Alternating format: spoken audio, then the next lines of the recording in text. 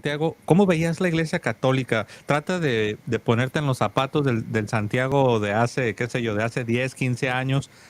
Te digo esto porque a mí me sucede, no sé si a ti te sucede, que ya uno se acostumbra a ser católico y de repente hay cosas que se nos olvidan de cómo pensábamos, de cómo creíamos, y luego cuando escuchamos a otros se nos refresca como que se nos refresca la memoria y dice, oye, es cierto, yo solía creer eso, yo recuerdo cuando yo decía esas mismas cosas. Así es de que, ¿cómo veías tú la Iglesia Católica, Santiago? En esta denominación yo mucho no tenía conocimiento del catolicismo, digamos, la visión de la Iglesia Católica era casi nula.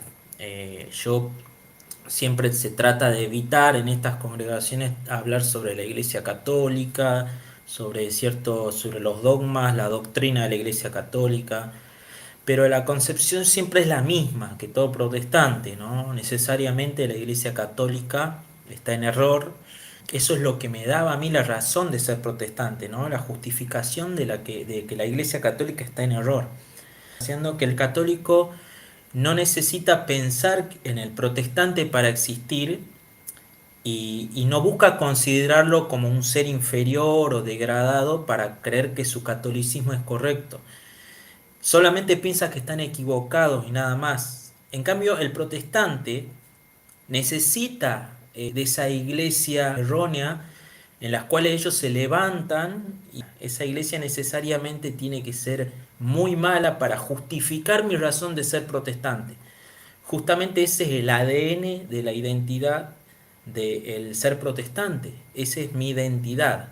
Haber salido de esa iglesia que está en error para después decir que yo soy acá el que he aprendido los conceptos, he salido de este lugar y hoy estoy justificando mi razón de ser porque yo he salido de esta iglesia errónea, ¿no? Para el católico no es así. El católico puede existir y seguir existiendo sin el protestantismo. Entonces, cuando un niño protestante, dice este libro, se cristianiza y aprende los elementos de la religión, aprende también cómo nace y contra qué iglesia ha tenido que batirse para que pueda existir. Entonces, esta era mi concepción y es la concepción que está en el ADN de todo protestante. Esto era lo esencial, razón de ser, de mi razón de existir como protestante, ¿no? Ujú. Yo hice mi primera comunión, fui confirmado, pero igual que tú, en cuanto a ya más a fondo, más profundamente, los dogmas católicos, no, realmente no llegué a comprenderlos como ahora los comprendo. Y después, vía el protestantismo por medio de la influencia protestante sobre mí, pues sí, comienzo a abrazar estas ideas acerca de la Iglesia Católica como que se corrompió. Básicamente lo que yo más escuchaba y creía era eso, ¿no? Que la Iglesia sí al principio había sido la Iglesia de Cristo, pero que gradualmente, principalmente con Constantino, pues que la iglesia se había unido al Estado y se había formado un sincretismo, ¿no? Que la iglesia se corrompe y pues que fueron inventando doctrinas y que definitivamente la iglesia católica no era lo que Cristo deseaba para los hombres, ¿no? Entonces, sí, yo veía a la iglesia católica como una iglesia corrupta, veía a la pobre gente pues como que la privaban del verdadero evangelio, porque pues se me enseñó, ¿no? Que el verdadero evangelio no lo enseñaba la Iglesia Católica. Prácticamente cualquier grupo evangélico o fundamentalista, menos la Iglesia Católica, ¿no?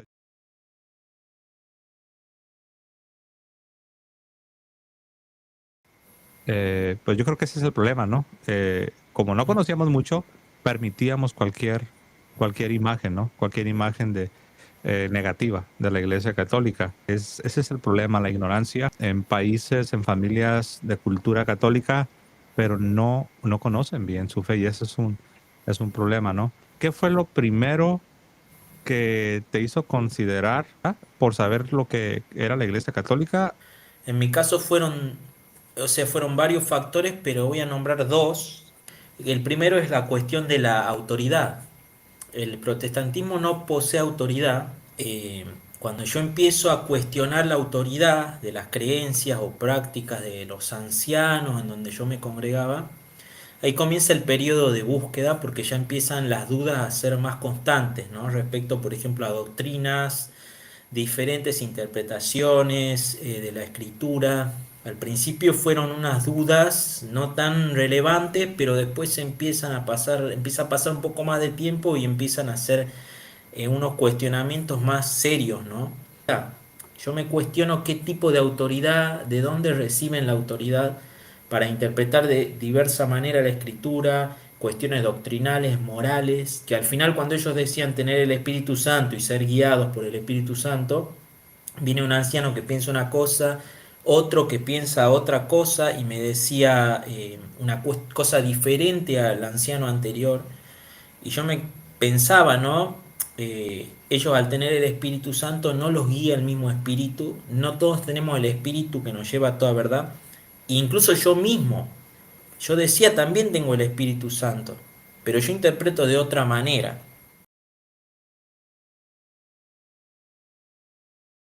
Y bueno, con respecto al segundo paso, creo que es el factor mucho más importante para mí, es abandonar y eliminar el fideísmo, esto de lo que hablabas vos, de estar preso en una burbuja, ¿no? Y empezar a pensar por mí mismo.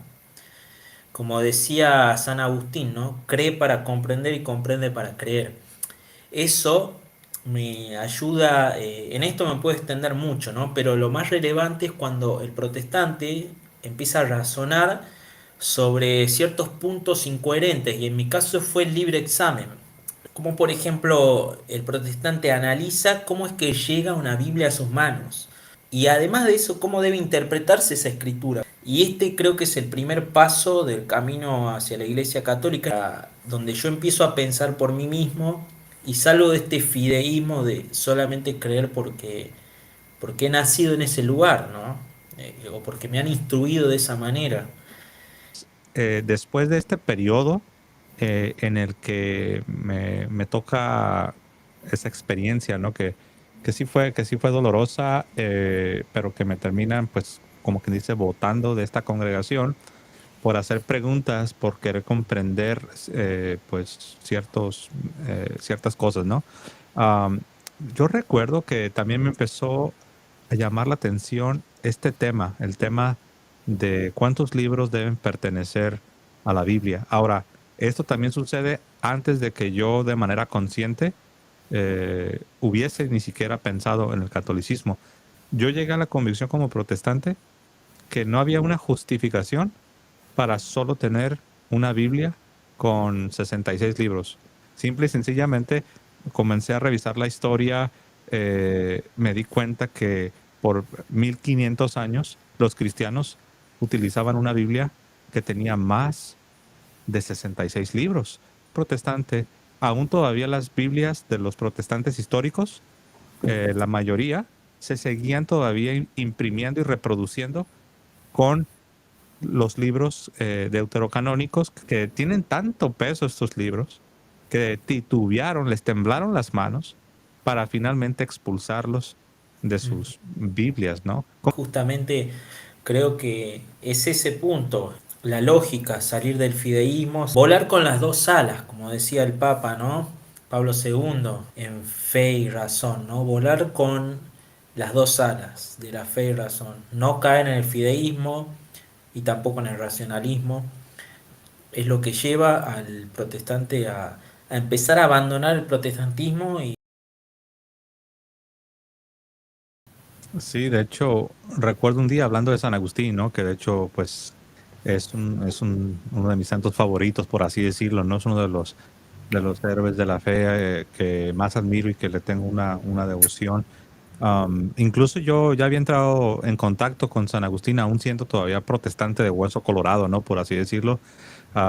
Tuve un profesor en la escuela preparatoria, nos daban filosofía, y ese profesor había sido seminarista católico, no fue ordenado al sacerdocio, pero era católico, ¿no? Y él era filósofo y pues vimos los filósofos de Grecia, ¿no? Los griegos, los presocráticos, los socráticos, después vas avanzando la Edad Media y bueno, total, vimos a San Agustín.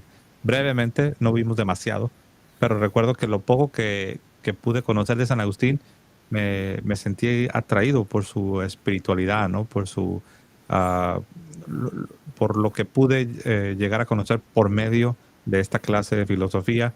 Ah, y después yo había leído las confesiones de San Agustín, había leído parte de la Ciudad de Dios, de modo que sí, sí tenía una conciencia de San Agustín. Me dio miedo porque pues yo tenía muchos prejuicios contra la Iglesia Católica, ¿no? Y no quería ser católico, porque en mi mente todavía ser católico era malo, ser católico no era bueno, a pesar de que sí me estaba convenciendo de ciertas cosas. Y un día estaba yo manejando hacia mi trabajo, iba en la carretera y recuerdo que yo decía, no voy a ser católico, no puedo ser católico, no quiero ser católico. Y recuerdo, no sé cómo explicarlo, no sé si decir que mi conciencia o algo o el Espíritu Santo me puso este pensamiento en el corazón, no lo sé, la verdad, pero era como si algo me dijo, José, no te engañes a ti mismo. Si alguien te preguntara, ¿cuáles son, cuáles son los dos libros que más te encantan? ¿Cuáles son los libros cristianos que más te encantan? ¿Qué responderías? Y yo recuerdo que dije, no, pues serían las confesiones de San Agustín y sería la imitación de Cristo, porque yo también ya estaba ya por años leyendo la imitación de Cristo de Tomás de Kempis, que es un gran clásico de la espiritualidad católica, junto con las confesiones, ¿no? Que es otro clásico. Y dije yo, pues sí es cierto, ¿no? Dije, no- me estoy como que me estoy queriendo convencer de algo que no. Dije, entonces, ¿por qué es que estos libros me encantan? Las confesiones de San Agustín, la imitación de Cristo de Tomás de Kempis, si son católicos.